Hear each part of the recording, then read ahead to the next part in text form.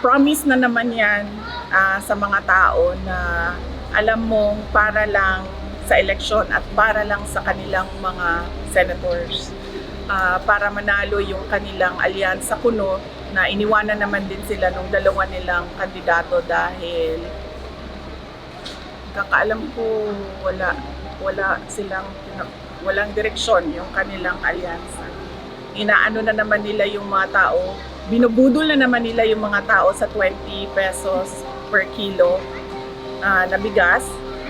At magdududa ka dahil bakit Visayas lang? Hindi ba nagugutom yung mga tiga Mindanao? Hindi ba nagugutom yung mga tiga Luzon? Bakit 20 pesos per kilo lang dito sa Visayas?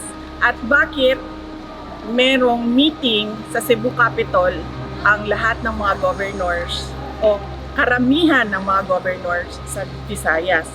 So baka may problema sila sa boto dito sa Visayas. Baka ma'am, i-ano na lang natin, i-reduce na lang natin doon sa mga sinasabi nila, 20 pesos per kilo na rice dito sa Visayas para namang hindi kami nagugutom doon sa Mindanao at hindi namin kailangan ng 20 pesos per kilo na rice kasi wala na silang magawa sa Mindanao, ma'am. Kahit anong gawin nila, hindi na talaga boboto ang kami sa mga tao na kung ano-ano lang yung pinapaasa sa mga kababayan natin.